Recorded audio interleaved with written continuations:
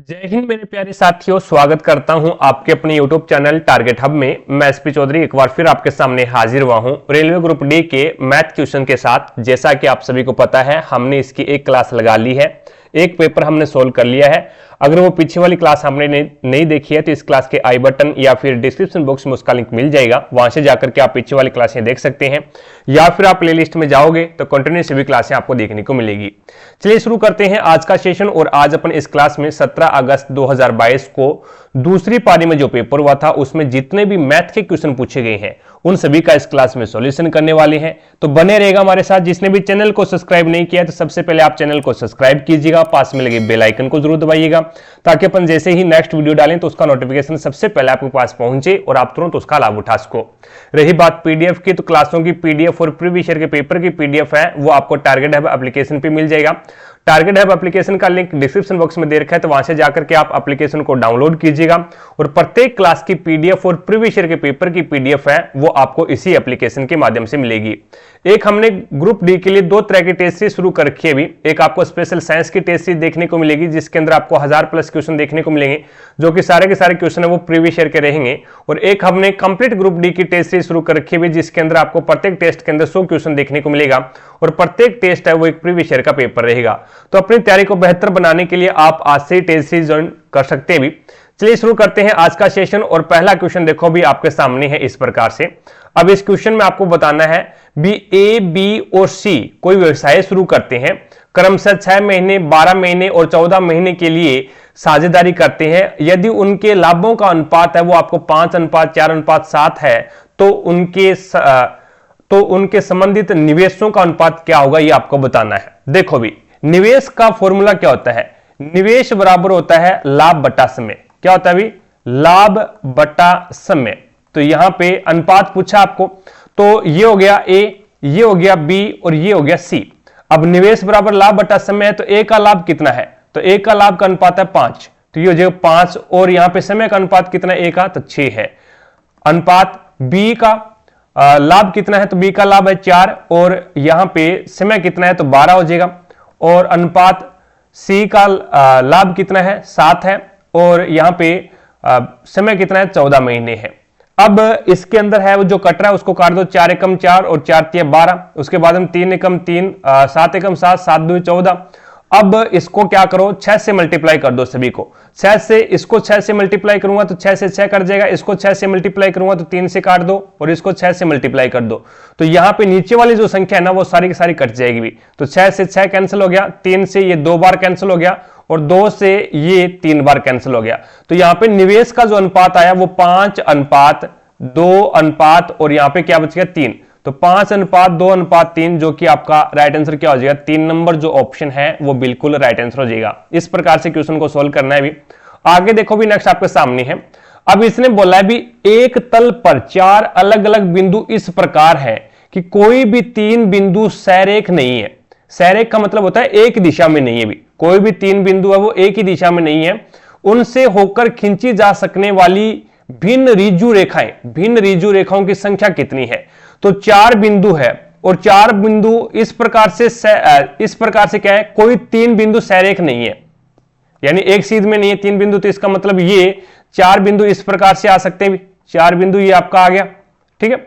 अब कोई भी 3 बिंदु अब एक लाइन में नहीं है भी, सैरेख नहीं है।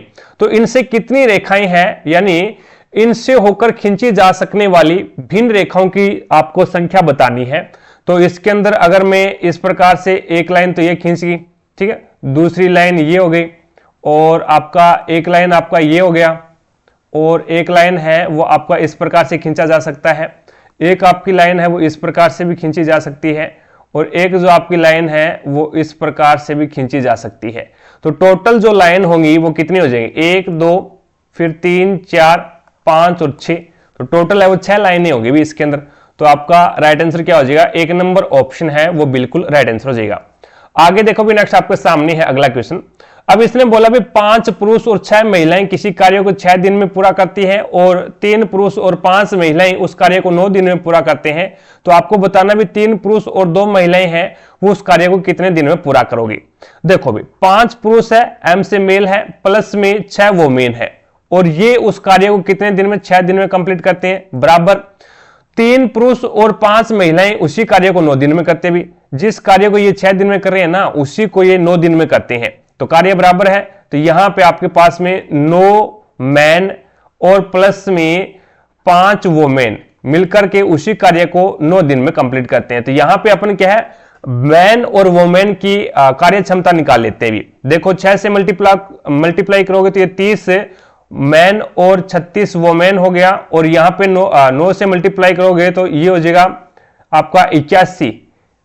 9 नहीं है, भी 3 है, यहां पे 3 पुरुष है, भी 3 पुरुष है, तो ये हो जाएगा 3 मैन, तो ये हो जाएगा 27 मैन और प्लस में 45 वोमेन। तो मैन को एक साइड में लेके जाओ, अब ये 27 है, इधर जाएगा तो ये माइनस का हो जाएगा, तो आपके पास में 3 मैन बचेंगे, और ये 36 है, इधर जाएगा तो ये माइनस का हो जाएगा, तो 45 में से 36 जाएंगे तो कितना बचेगा भाई, 45 में से अगर 36 निकालोगे तो आपके पास में 9 वोमेन बचेगी। तो एक मैन है वो कितने वोमेन के बराबर है, तो 3 वोमेन के बराबर है भी। एक आदमी है ना, वो 3 वोमेन के बराबर है। अब इसके बाद में हमारे पास में इसका रेशियो निकल के आ गया। अब पूरे क्वेश्चन को आप क्या है, आदमी में कन्वर्ट कर लो भी। पूरे क्वेश्चन को आप आदमी में कन्वर्ट कर लो, या फिर पूरे क्वेश्चन को महिला में कन्वर्ट कर लो, कोई दिक्कत नहीं। तो मैं पूरे क्वेश्चन को महिला के अंदर कन्वर्ट कर लेता हूं भी। आपका एक आदमी है वो 3 महिलाओं के बराबर है, तो यहां पे 5 आदमी है, तो ये कितनी महिलाओं के बराबर होगा भी, तो ये 15 महिलाओं के बराबर होगा, और 6 महिलाएं है, यानी 5 पुरुषों की 15 महिलाएं बन गई।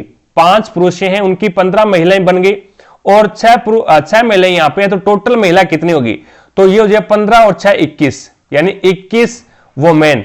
21 वोमेन है, वो कार्य को कितने दिन में कर रही है, तो 6 दिन में कर रही है। बराबर आपको पूछा क्या है, तो आपको ये पूछा 3 पुरुष है और 2 महिलाएं हैं, तो एक पुरुष है वो 3 महिला के बराबर है। 3 पुरुष कितनी महिलाओं के बराबर हो जाएगा, तो 3 पुरुष है वो 9 महिलाओं के बराबर हो जाएगा, और 2 महिला यहां पे है भी। 9 और 2 कितने हो जाएंगे, टोटल 11, तो 11 वोमेन, और 11 वोमेन है वो मैं मान लेता हूं भी x दिन में कार्य करती है भी। 11 वोमेन है वो x दिन में कार्य करती है।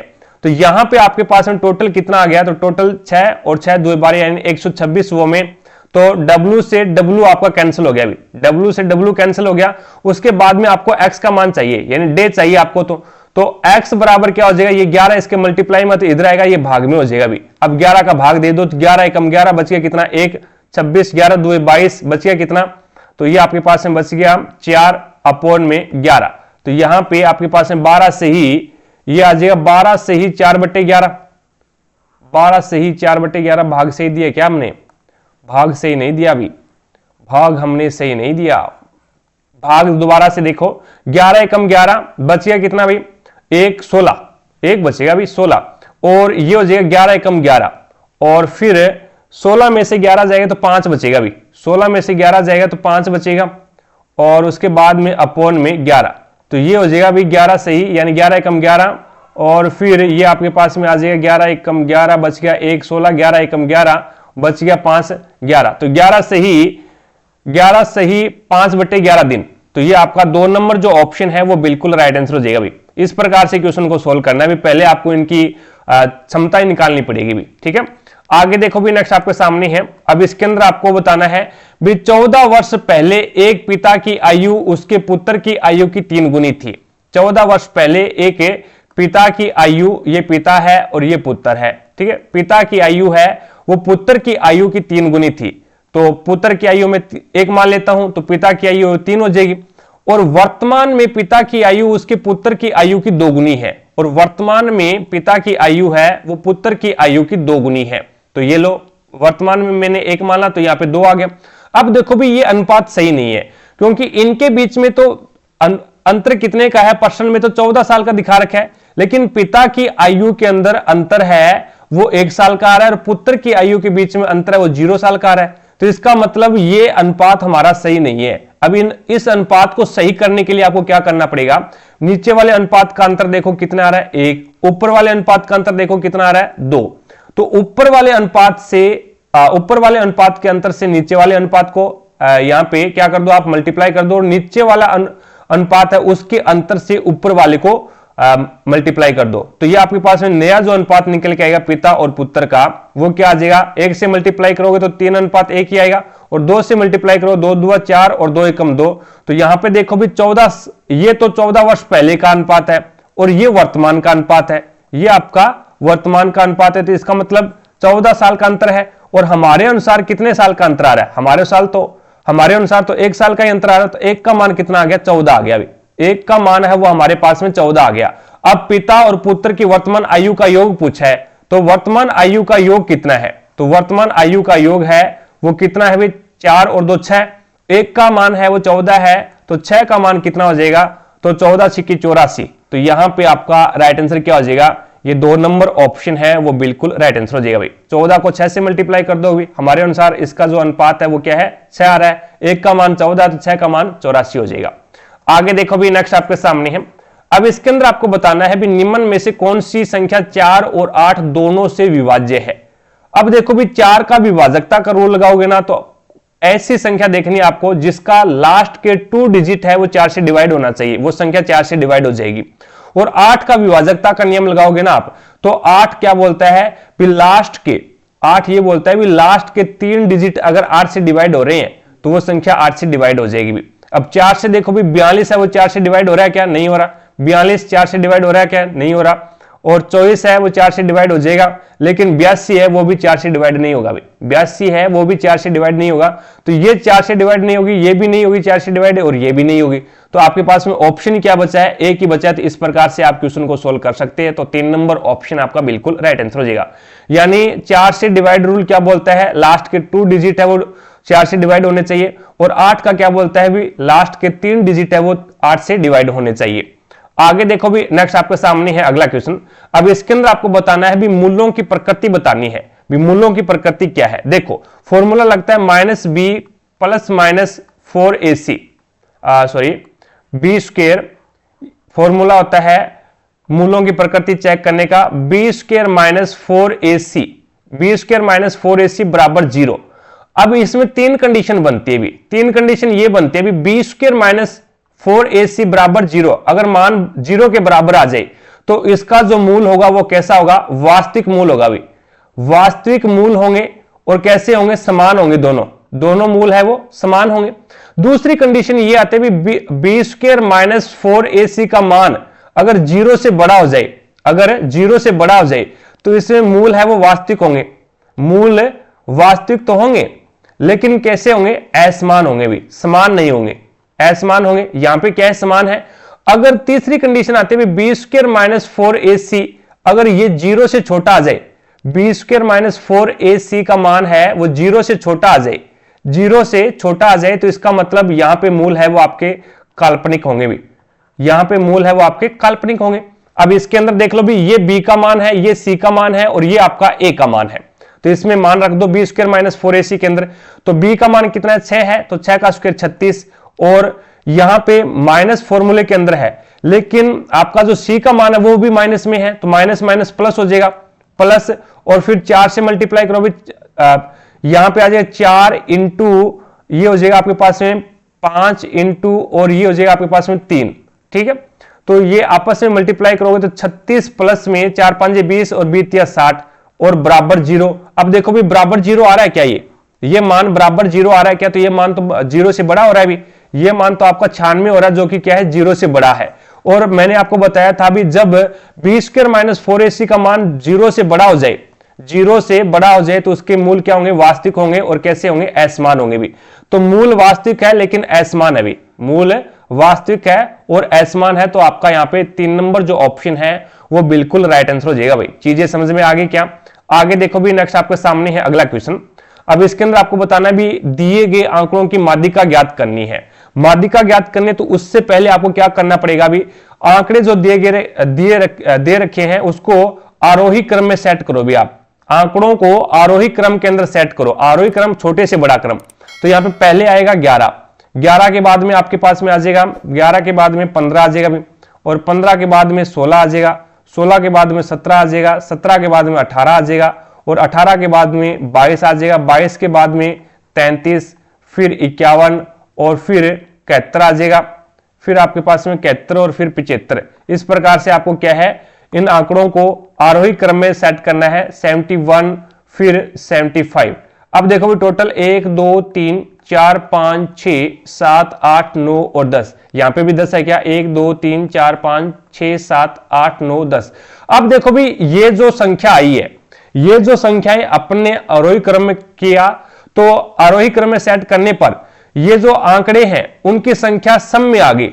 आंकड़े हैं वो क्या है, सम में है, यानी 10 आंकड़े अपने पास में 10 आंकड़े हैं। तो आपको क्या करना पड़ेगा भी, 20 का आपको यहां पे संख्या चुननी है। तो 20 की संख्या वो 2 आएगी आपके पास में, 4 इधर छोड़ दो आप और 4 ही संख्या इधर छोड़ दो। और 20 की संख्या अपने पास में क्या है, 18 और 22 है। दोनों को जोड़ करके 2 का भाग लगा दो, तो 18 और 22 को आप जोड़ोगे तो ये आपके पास में कितना हो जाएगा, 40, और 40 में 2 का भाग लगाओगे तो ये आपके पास में कितना आ जाएगा, 20। तो आपकी माध्यिका कितनी आ गई, 20 आ गई।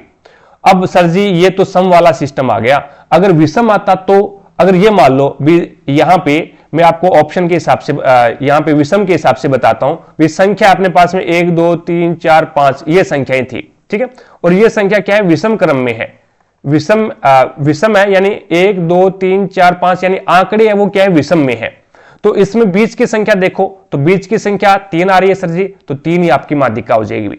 चीजें समझ में आ गई ना, सम आए तो इस प्रकार से, लेकिन करना क्या, आपको आरोही क्रम में सेट करना है भी, छोटे से बड़ा क्रम में। It's okay. आगे देखो नेक्स्ट आपके सामने है, अब इसके अंदर देखो भी, साधारण ब्याज पर निवेशित एक धनराशि 2 वर्ष में 1250 और 5 वर्ष में 2000 रुपए हो जाती है।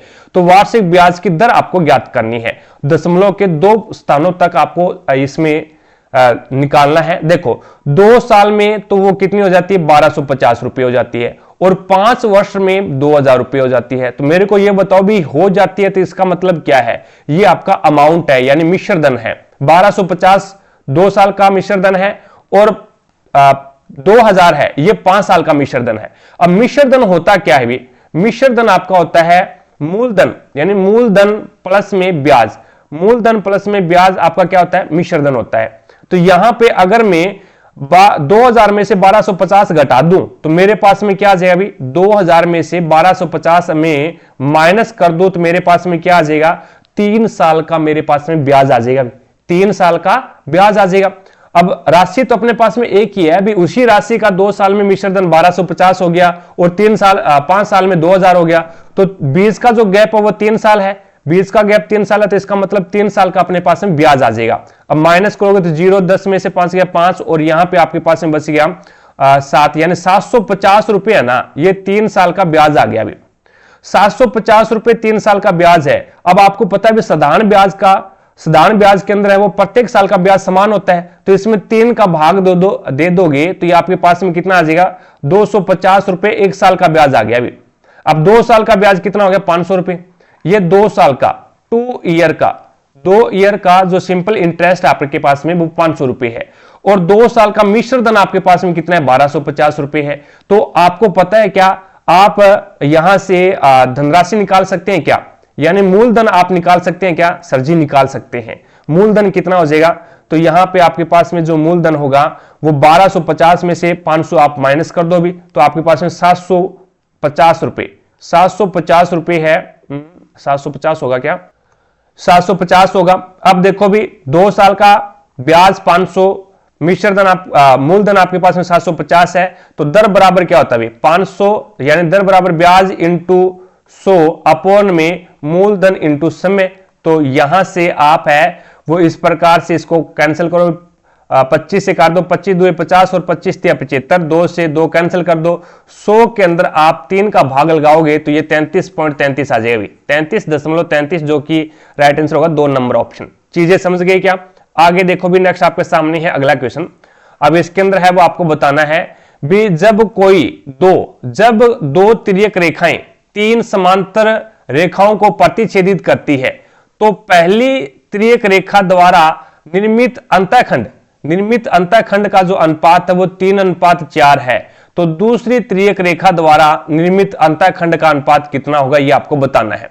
देखो भी कोई इस प्रकार से 3 तिर्यक रेखाएं हैं, इस प्रकार से क्या है, 3 समांतर रेखाएं हैं, और 3 समांतर रेखाएं हैं, और उसको क्या कर रहा है ये तिर्यक रेखा को 2 तिर्यक रेखाएं काट रही है इस प्रकार से, ये एक तिर्यक रेखा है और ये एक क्या है, तिर्यक रेखा है। और उसके बाद में इसने क्या बोला है, उसके बाद में इसने बोला है भी पहली त्रियक रेखा द्वारा निर्मित अंतःखंडों का जो अनुपात है वो क्या है, 3:4 है।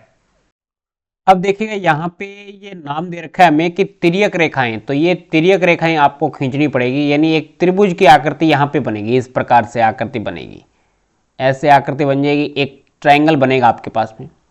अब ये 3 रेखाएं होगी, कौन कौन सी होगी, एक L1, एक L2, एक L3, और मैं इसका नाम रख देता हूँ A, B, C, D, E, और इसका नाम आप कुछ भी रख दो, PQ रख दो जी, ठीक है।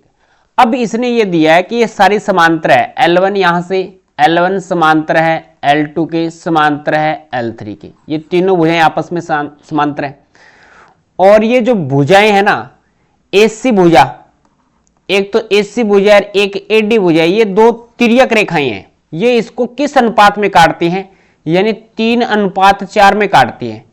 तो दूसरी भुजा के द्वारा जो अंतःखंड काटते जाएंगे उसका अनुपात क्या होगा, तो ये सम अनुपात होते हैं। हमेशा ये कंडीशन याद रखनी होती है कि जब भी कोई तिर्यक रेखा, जैसे मैं एक ट्रायंगल बनाता हूं, इस त्रिभुज में मैं इसका नाम रखता हूं A, B, C, और ये है EF। मैं यहां से कहूं कि EF समांतर होगी BC के, तो जो EF भुजा के द्वारा जो अनुपात काटे जाएंगे ना, AE बट्टा EB बराबर होगा AF बट्टा FC के, यानी ये अनुपात क्या होंगे, बराबर होंगे। तो इसी प्रकार से अपन कह सकते हैं कि जो AD भुजा है उसके द्वारा अनुपात काटे जाएंगे वो भी क्या होंगे, बराबर होंगे। अगर 3:4 में ये काट रही है ना, तो 3:4 में ये काटेगी। अगर ये 1:4 में काट रही है तो 1:4 में ये काटेगी। तो यहाँ पे हमें दे रखा है कि 3:4 में काटे जा रहे हैं, तो AD के द्वारा दूसरी भुजा के द्वारा भी 3:4 में काटे जाएंगे। तो पहला ऑप्शन आपका यहाँ पे राइट हो जाएगा। इस प्रकार से इस क्वेश्चन को याद रखना है, करना है, यानी ये आपको याद रखना है कि अगर कोई त्रिभुज में 2 भुजाएं समांतर होती हैं या कोई भुजा तीसरी भुजा के समांतर होती है, तो उस भुजा के द्वारा जो अनुपात काटे जाएंगे ना वो हमेशा बराबर होंगे। अब चलते हैं नेक्स्ट क्वेश्चन की तरफ। नेक्स्ट क्वेश्चन देखो भी, अगला क्वेश्चन आपके सामने।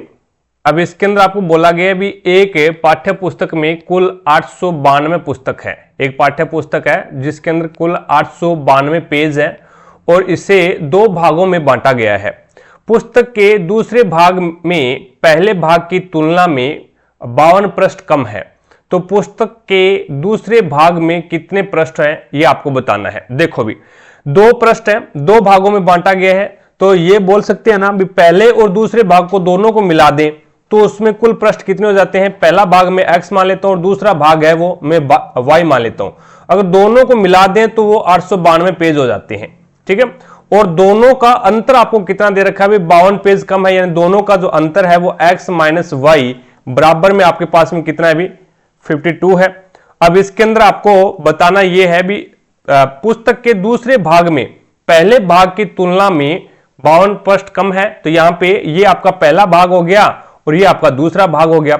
अगर आपको दूसरा भाग पूछा है, अब दूसरा भाग पूछा है तो इसका मतलब आप घटा करके आधा करो भी दूसरा भाग, तो ये आपका दूसरा भाग तो आपका ये है, तो यहां पर आप क्या करोगे, इसके अंदर अगर घटा करके आधा करोगे तो आपके पास में मान आ जाएगा भी, और जोड़ करके आधा करोगे तो आपके पास में पहला मान आ जाएगा भी।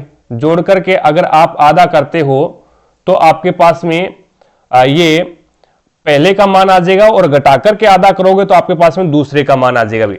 तो इसके अंदर आप घटा करके आधा कर दो, घटा करके आधा करोगे तो 0 और 4 और ये 840 हो गया, और इसका आधा करोगे तो ये हो जाएगा आपके पास में 2 दुआ 4, 2 दुआ 4 और 4 दुए 8, 2 420। तो यहाँ पे 420 जो कि आपका राइट आंसर क्या हो जाएगा, 3 नंबर ऑप्शन है वो बिल्कुल राइट आंसर हो जाएगा। और पहला भाग अगर पूछे तो जोड़ करके आधा कर दो भी, जोड़ करके आधा करोगे तो 4 और 4 और 9, 944 का अगर आप आधा करोगे तो ये हो जाएगा 2 चौके 8, 2 साते 14 और 2 दुए 4, 472 आ जाता। आगे देखो भी, नेक्स्ट आपके सामने है अगला क्वेश्चन। अब इसके अंदर ये आपका ट्रिग्नोमेट्री का क्वेश्चन है। 38 नंबर क्वेश्चन देखिएगा, यहाँ पे हमें दे रखा है कि साइन स्क्वायर 22 डिग्री प्लस में साइन स्क्वायर 68 डिग्री और कॉस स्क्वायर 33 डिग्री प्लस में कॉस स्क्वायर 57 डिग्री का अनुपात हमसे पूछा है। तो अपन एक बात अच्छे से जानते हैं कि साइन 90 माइनस में थीटा होता है कॉस थीटा, और कॉस 90 माइनस में थीटा होता है हमारे पास में साइन थीटा। ये बात अच्छे से जानते हैं। अगर स्क्वायर है तो स्क्वायर लगा दो, कोई दिक्कत नहीं। अब देखो ये कितना है, 22 डिग्री है, ये 68 डिग्री है, दोनों को जोड़ेंगे 90 डिग्री हो रहा है। पूरक कोण है एक दूसरे के, पूरक कोण है तो अपन क्या करेंगे, या तो इसको चेंज कर लो या इसको चेंज कर लो, एक ही बात है। तो मैं पहले को चेंज कर रहा हूं। साइन स्क्वायर 22 डिग्री कब आएगा, जब 90 डिग्री में से मैं 68 डिग्री घटाऊंगा। 90 डिग्री में से मैं 68 डिग्री घटाऊंगा तो मेरे पास में 22 आएगा। प्लस में ये मेरे पास में दे रखा है साइन स्क्वायर 68 डिग्री, एक को ही चेंज करना है। अनुपात का मतलब भाग होता ही है। यहां पे कॉस स्क्वायर 33 डिग्री है। 33 डिग्री कब आएगा, जब आप 90 डिग्री में से 57 डिग्री घटाओगे, और प्लस में कॉस स्क्वायर 57 डिग्री है।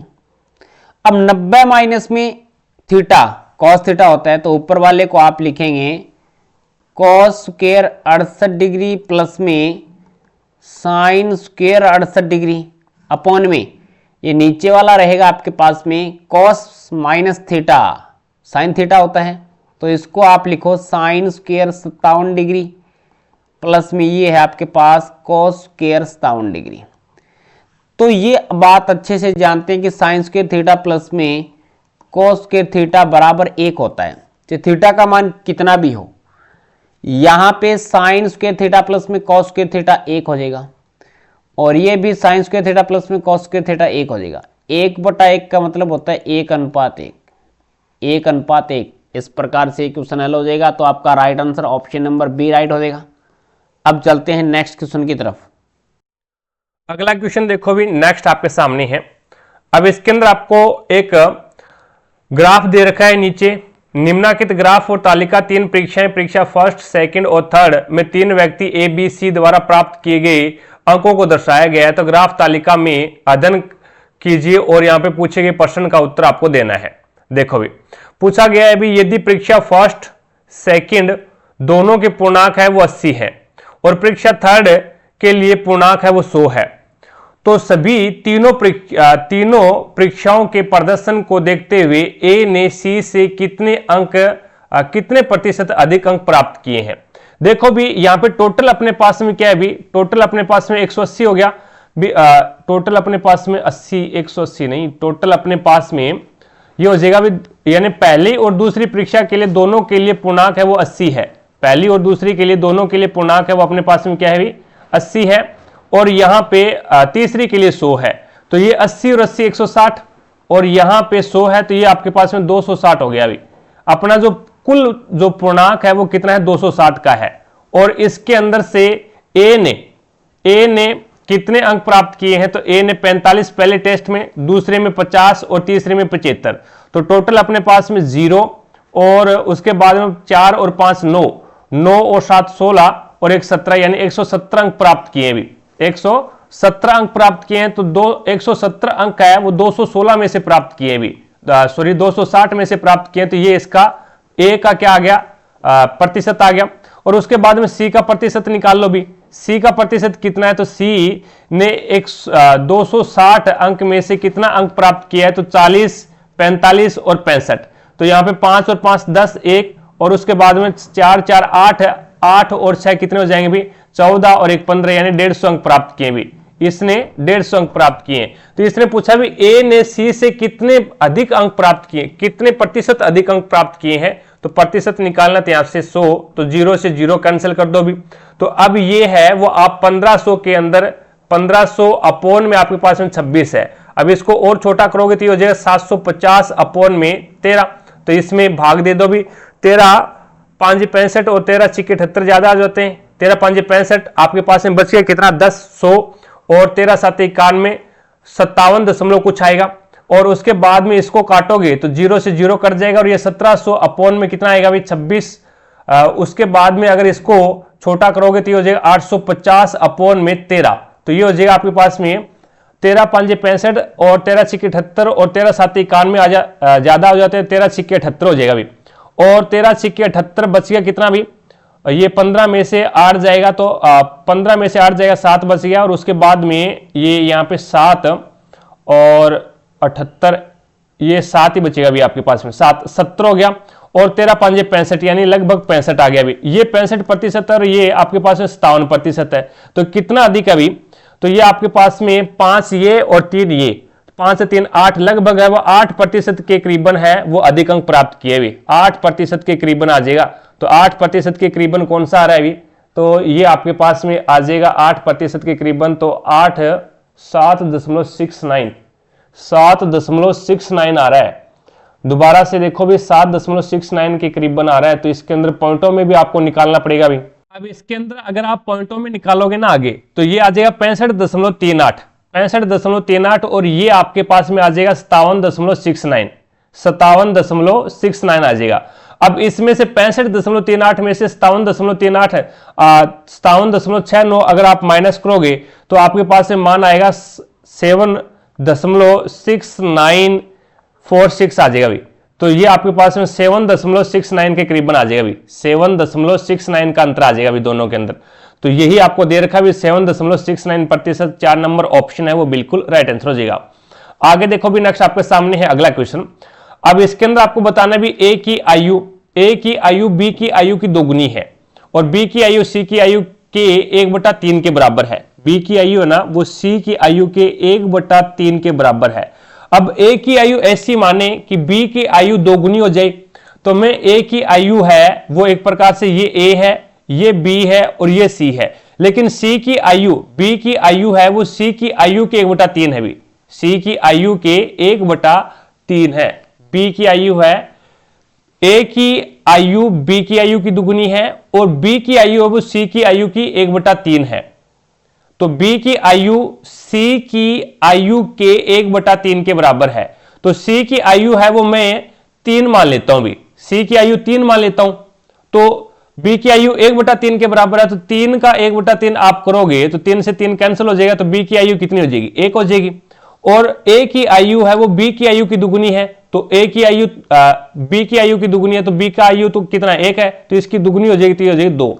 इस प्रकार से आप कर सकते हैं, कोई दिक्कत नहीं, ठीक है। अब ए बी और सी की आयु का योगफल है वो 42 है, तो हमारे अनुसार योग इसका कितना आ रहा है, तो हमारे अनुसार तो इसका योग 6 आ रहा है, लेकिन ये बोल रहा है अभी 42 आ रहा है, तो 1 का मान कितना आ जाएगा, तो 1 का मान 7 आ गया अभी, 1 का मान आपके पास में 7 आ गया। तो ए और बी की आयु का योग देखो, तो हमारे अनुसार ए और बी की आयु का योग कितना है, 2 और 1 3, और 1 का हमारे अनुसार ए और बी की आयु का जो योग है वो 3 आया, 1 का मान 7 है, तो 3 का मान कितना हो जाएगा 21, 3 का मान 3 7 21, तो आपका राइट आंसर क्या हो जाएगा, 4 नंबर ऑप्शन है वो बिल्कुल राइट आंसर हो जाएगा।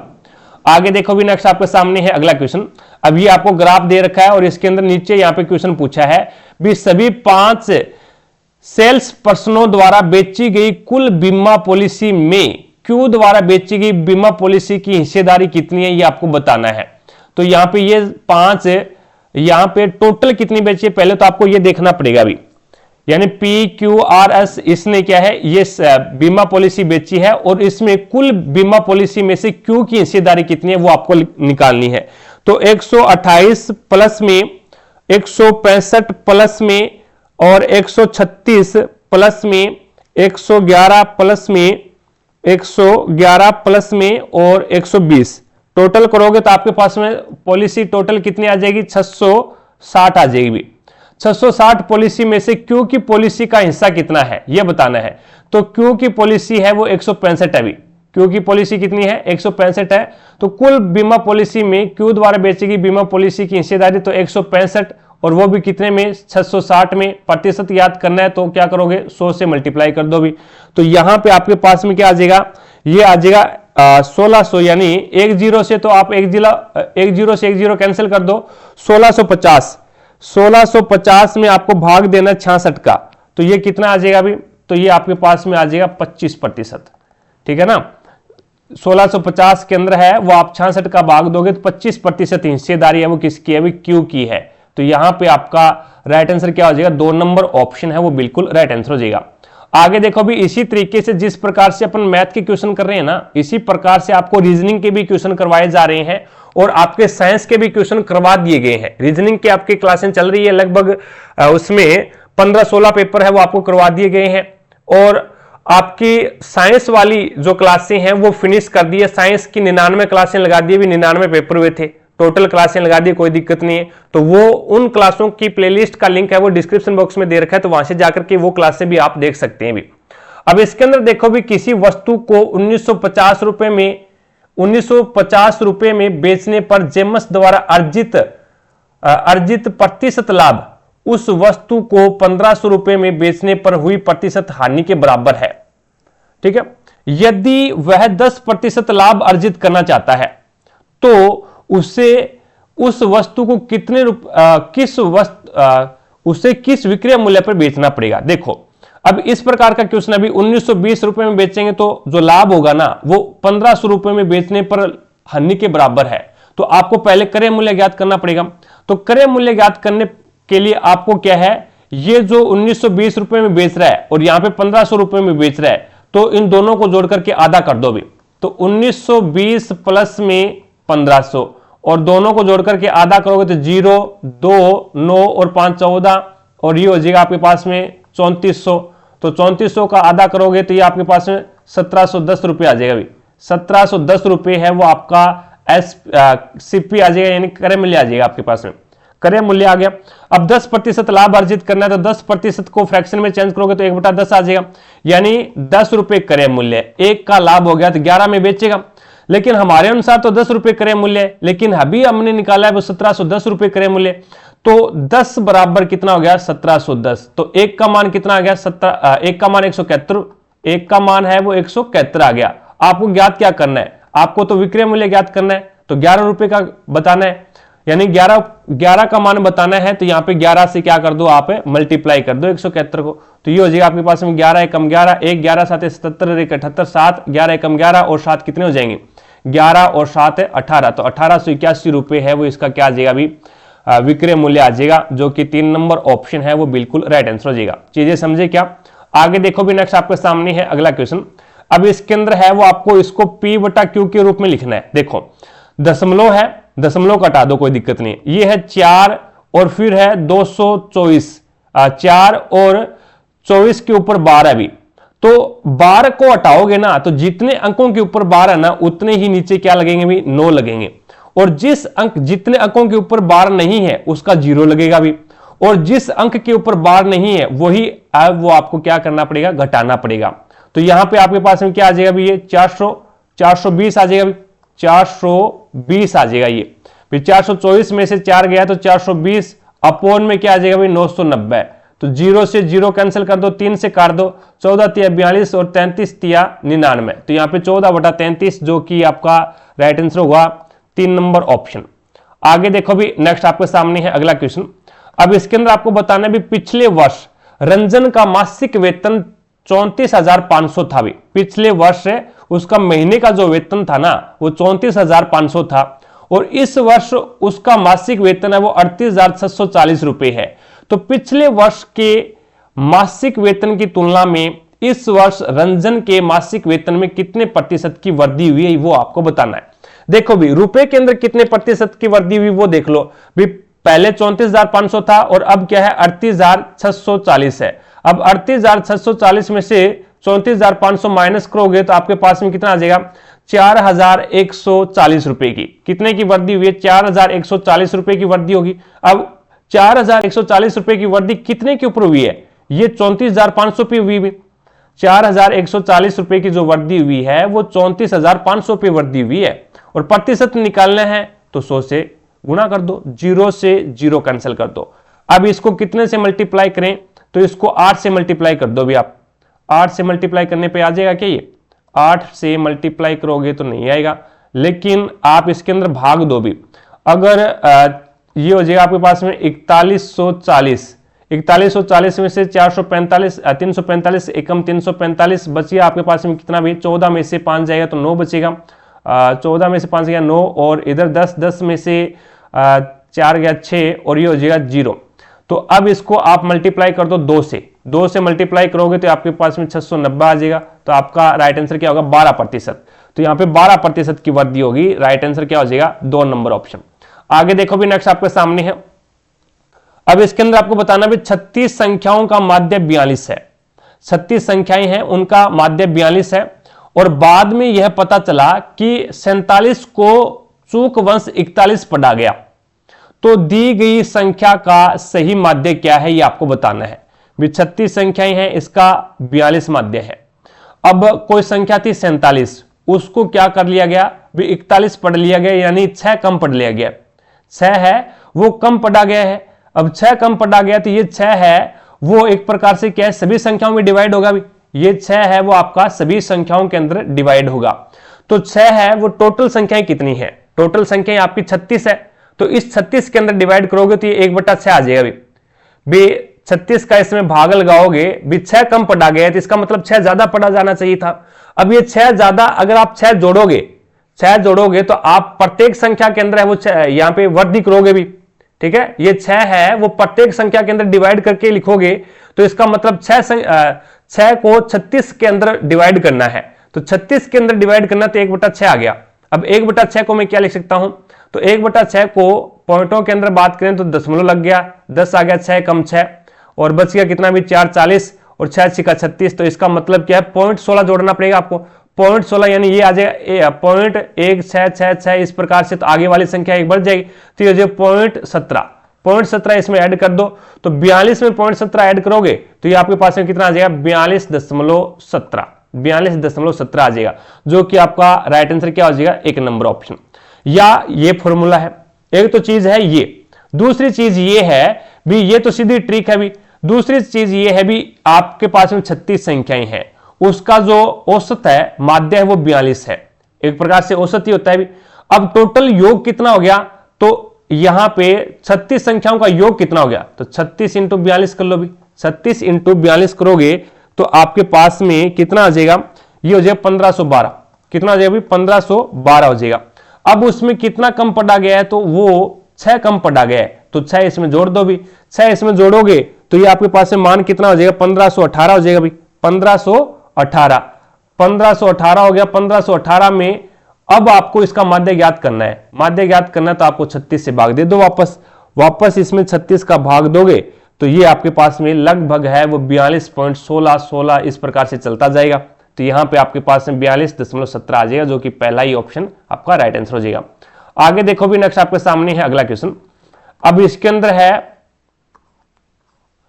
इसके अंदर देखिएगा, इसके अंदर आपको दे रखा है भी 7 सेंटीमीटर त्रिज्या और 20 सेंटीमीटर ऊंचाई वाली एक बेलनाकार टंकी में भरे पानी की मात्रा ज्ञात कीजिए। यह ज्ञात है कि टंकी पूर्ण रूप से भरी हुई है। अब आपको पता है बेलन का आयतन ज्ञात करना पड़ेगा भी, यानी आपको क्या है पानी की मात्रा ज्ञात करनी है तो बेलन का आयतन ज्ञात करना पड़ेगा। और बेलन का आयतन का फॉर्मूला क्या होता है, πr² होता है भी। πr² होता है। तो पाई का मान 22/7 इंटू 7 त्रिज्या है इंटू 7 इंटू ऊंचाई कितनी है 20 है। तो 7 से 7 कैंसिल करो, 22 7 154 होते हैं और इंटू 20 तो यहाँ पे 0 4 2 8 15 2 30 तो यहाँ पे आ जाएगा 3080 मीटर क्यूब। तो आपका राइट आंसर क्या हो जाएगा, ये 4 नंबर ऑप्शन है वो बिल्कुल राइट आंसर हो जाएगा। आगे देखो भी नेक्स्ट आपके सामने है। अब इसको सरल करना है भी, सरल करना तो ये ब्रैकेट का निशान है तो इसका मतलब क्या हो गया भी, ये जो पावर है वो आपस में मल्टीप्लाई कर सकते हो आप। पावर का आपस में मल्टीप्लाई करोगे तो ये हो जाएगा आपके पास में 3 की पावर 6 और प्लस में यहां पे आपके पास में क्या आ जाएगा भी, ये हो जाएगा 2 की पावर 6। 3 की पावर 6 और 2 की पावर 6। तो 3 की पावर 6 कितना होता है भी, 2 की पावर 6 तो आपके पास में हो जाएगा 2 2 4 4 2 8 8 2 16 16 2 32 और 32 2 कितने हो जाएंगे 64। तो ये तो आपके पास में 2 की पावर 6 64 आ गया। 3 की पावर 6 कितना होता है, 3 3 9 9 3 27 27 3 81 81 3 कितने हो जाएंगे 243 और 243 3 कितना होता है 243 3 कितना हो जाएगा भी, तो 9 और ये हो जाएगा आपके पास में 729 हो जाएगा भी 729। अब 729 में 64 जोड़ दो तो ये आपके पास में हो जाएगा 3 और उसके बाद में 6 और 2 8 और 1 9 और ये हो जाएगा 793। कितना आ जाएगा भाई 793, जो कि आपका राइट आंसर हो जाएगा 3 नंबर ऑप्शन। आगे देखो भी नेक्स्ट आपके सामने है अगला क्वेश्चन। अब इसने बोला है भी रीना अपने घर से निकलकर 3 किलोमीटर पर घंटे की चाल से चलती है और वह एक जन्मदिन पार्टी पर 20 मिनट की देरी से पहुंचती है। यदि वह अपनी चाल को बढ़ाकर के 4 किलोमीटर पर घंटे करती है तो 30 मिनट पहले पहुंच जाती है।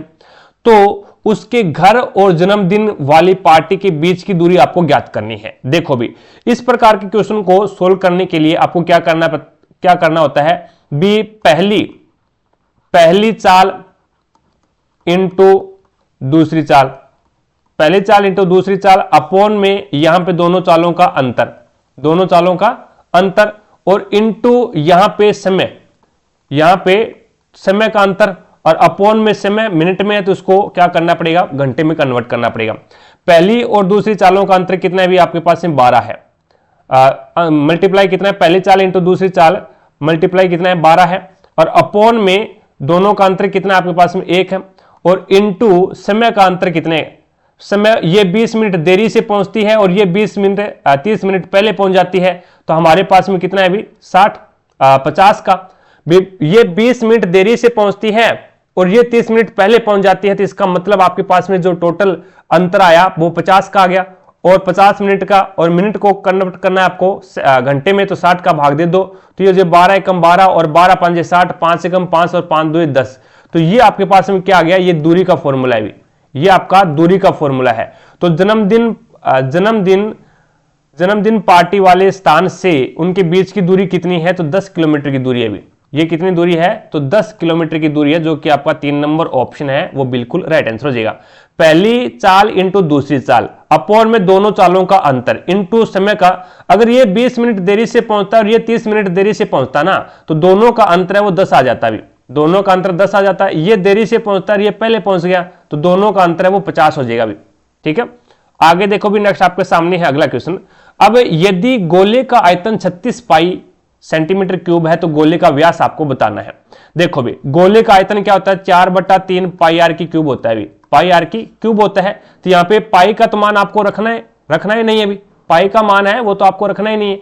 बराबर क्या है आपको 36 पाई दे रखा है, भी आयतन 36 पाई दे रखा है, तो इसके अंदर आर की क्यूब क्या हो जाएगा, अभी आर की क्यूब बराबर हो जाएगा 36 पाई और जो गुणा में है वो भाग में, जो भाग में वो गुणा में चला जाएगा। तो पाई यहाँ पे क्या है, भी गुणा में है, इधर जाएगा तो भाग में चला जाएगा और उसके बाद में 4 यहाँ पे गुणा में है, 4 आपका गुणा में है तो इधर जाएगा तो ये भाग में हो जाएगा और 3 यहाँ पे भाग में तो इधर जाएगा तो वो गुणा में हो जाएगा। तो पाई से पाई कैंसिल करो, 4 एकम 4 4 एकम 4 और 4 निम 36। उसके बाद में आर की क्यूब बराबर क्या हो जाएगा 9 27, तो आर बराबर आपके पास में 3 आ गए, यानी त्रिज्या आपके पास में 3 आ गई। व्यास ज्ञात करना है तो त्रिज्या है वो व्यास का आधा होता है, तो आपका जो व्यास है वो दुगुना होगा त्रिज्या से, तो इसका मतलब आपका जो व्यास है वो कितना आ जाएगा यहाँ पे 6 सेंटीमीटर आ जाएगा।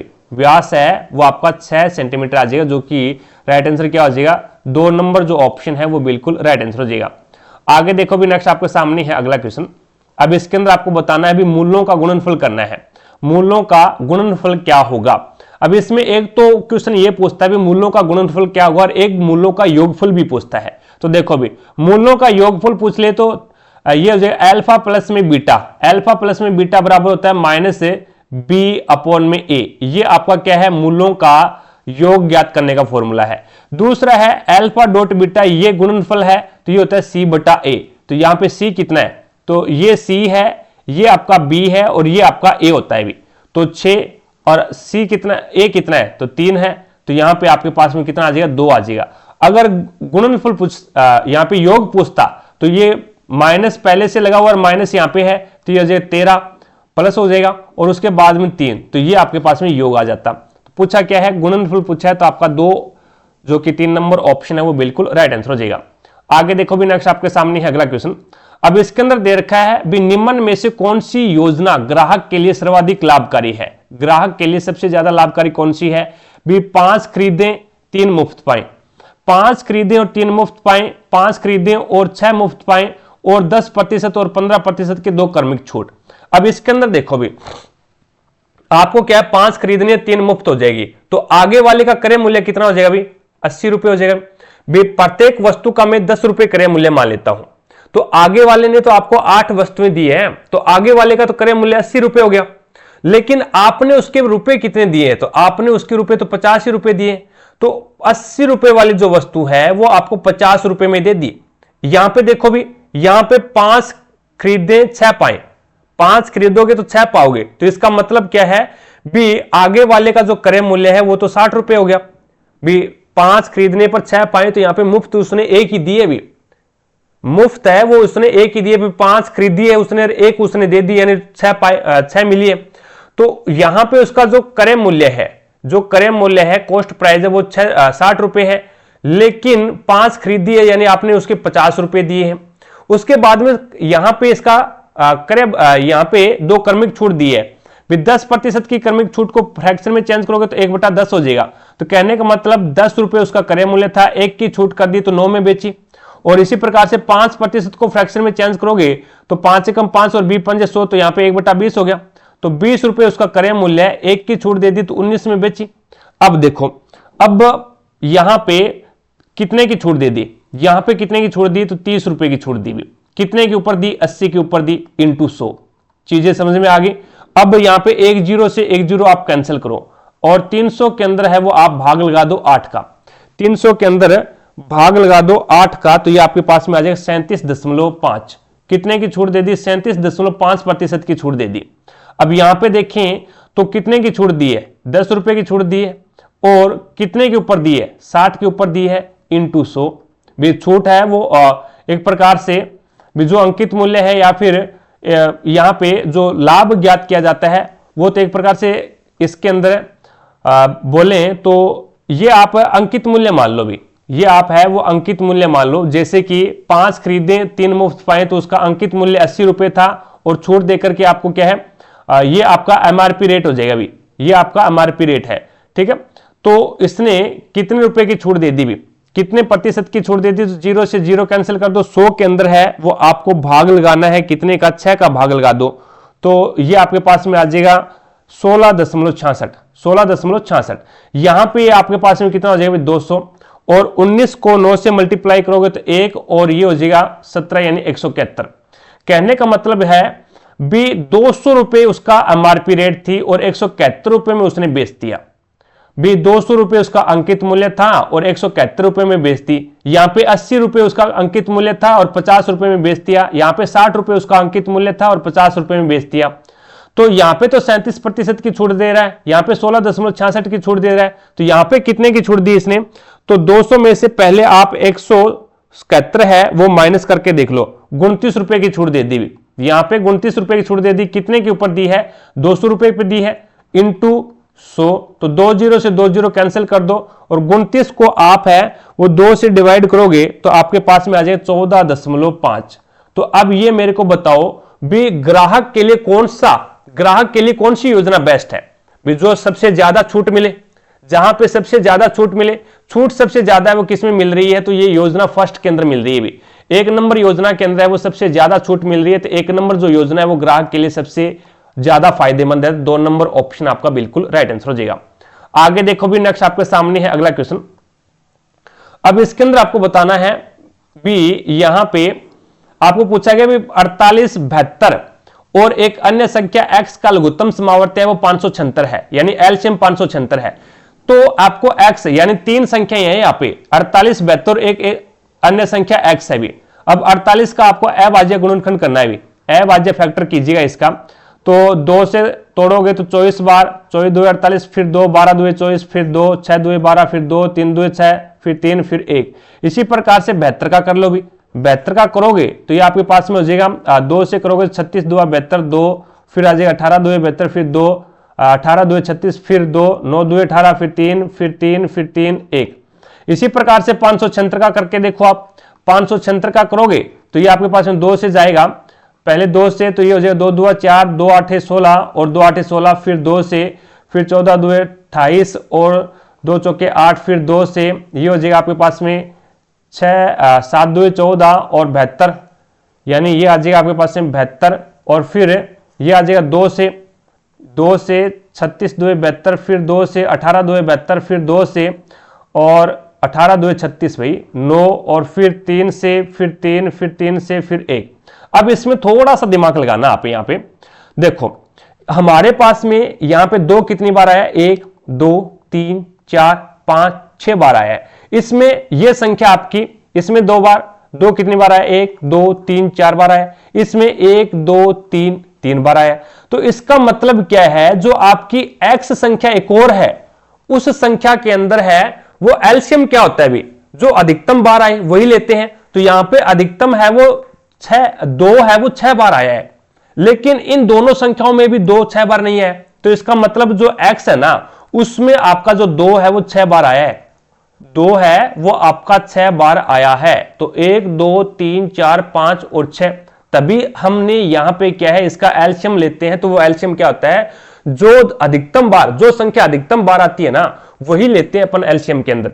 चीजें समझ में आ गई। उसके बाद में 3 और 3, यहां पे भी 3 2 बार आया है।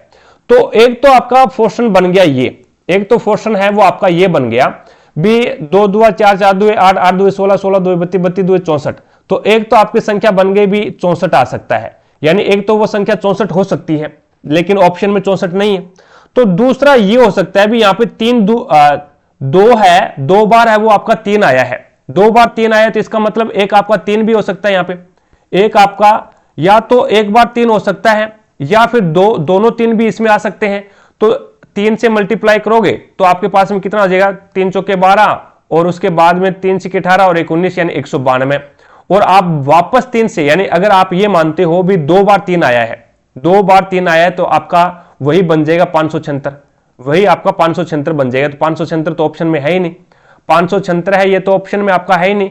तो 192 ऑप्शन में है, तो इसका मतलब आपकी तीसरी संख्या क्या है, 192 है। इतना आपको दिमाग लगाना पड़ेगा। अभी चीजें समझ में आ गई ना। इस प्रकार से आपके अभाज्य गुणनखंड करने पड़ेंगे इसके, या तो वो संख्या 576 हो सकती है, या वो संख्या 64 हो सकती है, या फिर वो संख्या 192 हो सकती है। सर जी तीनों ऑप्शन में हो तो कभी नहीं हो सकता भी, ठीक है। तीनों ऑप्शन में होगा तो बोनस मिलेगा आपको, ठीक है। आगे देखो भी, नेक्स्ट आपके संख्या है, अगला क्वेश्चन आपके सामने ये। अब इसके अंदर आपको विस्तारित रूप बताना है। आपको पता है, जैसे इस फॉर्मूले को मैं ओपन करता हूं, a प्लस बी प्लस सी इसका होल स्क्वायर है, तो ये मेरे पास में क्या बनता है, a का स्क्वायर प्लस में b का स्क्वायर प्लस में c का स्क्वायर प्लस में 2ab प्लस में 2bc प्लस में 2ac, इस प्रकार से ओपन होता है। तो यहां पे 3 का स्क्वायर करोगे आप, 3 का स्क्वायर करोगे तो ये हो जाएगा 9a स्क्वायर, 9a स्क्वायर, और माइनस का निशान है लेकिन स्क्वायर है, माइनस का निशान है स्क्वायर है, तो ये पॉजिटिव में रहेगा। 4 का स्क्वायर 16b स्क्वायर, और उसके बाद में माइनस है लेकिन स्क्वायर है भी, स्क्वायर है तो यहां पे माइनस माइनस प्लस हो जाएगा, 2 2 4 c स्क्वायर। उसके बाद में ये आएगा 2ab, a यहां पे कितना है भी 3 है, और b यहां पे कितना है 4 है, माइनस का है, तो 4 3 12 और 12 2 24, तो ये आ जाएगा माइनस का 24ab, ठीक है। उसके बाद में bc है, b और c ये माइनस और माइनस क्या हो जाएंगे, प्लस हो जाएंगे, और 4 2 8 और 8 2 16, तो ये प्लस का 16bc, प्लस का 16bc। और उसके बाद में ac आया है, a और c 3 और 2 का माइनस का निशान आएगा भी, माइनस का 2 है और प्लस का 3 है, 3 2 6 और 6 2 12, ये माइनस का ac। तो ये आपका पोर्शन सही होगा, 12 ac माइनस का होगा भी। तो 12 ac माइनस का यहाँ पे पहले ही ऑप्शन के अंदर है, तो आपका राइट आंसर क्या हो जाएगा, 1 नंबर ऑप्शन है वो बिल्कुल राइट आंसर हो जाएगा। तो इस प्रकार से हमने एक पेपर और कंप्लीट किया। आई होप आपको प्रत्येक क्वेश्चन समझ में आया होगा। अगर फिर भी कोई भी क्वेश्चन में आपको डाउट लगती है तो कमेंट सेक्शन में कमेंट करके जरूर बताना, आपकी डाउट को क्लियर किया जाएगा। क्लास पसंद आई है तो दिल से लाइक करें, ज्यादा से ज्यादा शेयर करें अपने सभी दोस्तों के साथ में, ताकि सभी दोस्तों को क्लास का लाभ मिले भी। और अगर चैनल पर नए हैं, चैनल को अभी तक आपने सब्सक्राइब नहीं किया है, तो चैनल को सब्सक्राइब करके पास में लगे बेल आइकन को जरूर दबा लें, ताकि अपन जैसे ही नेक्स्ट वीडियो डालें तो उसका नोटिफिकेशन सबसे पहले आपके पास पहुंचे और आप तुरंत उसका लाभ उठा सको। रही बात पीडीएफ की, तो क्लासों की पीडीएफ और प्रीवियस ईयर के पेपर की पीडीएफ है वो आपको टारगेट हब एप्लीकेशन पे मिलेंगे भाई। टारगेट हब एप्लीकेशन के ऊपर है वो आपको क्लासों की पीडीएफ मिल जाएगी, प्रीवियस ईयर के पेपर की पीडीएफ मिल जाएगी, और बायोलॉजी, केमिस्ट्री और फिजिक्स तीनों के नोट्स, बायोलॉजी, केमिस्ट्री और फिजिक्स एनसीईआरटी बेस नोट्स रहेंगे ये। तो नोट्स फोल्डर के अंदर है वो इनकी भी पीडीएफ मिल जाएगी, तो आप यहां से जाकर के इनको डाउनलोड कर सकते हैं और इनकी फोटोकॉपी निकलवा सकते हैं भी, ठीक है। तो आज की क्लास में इतना ही, भी मिलेंगे अपन नेक्स्ट क्लास में, तब तक के लिए जय हिंद, जय भारत।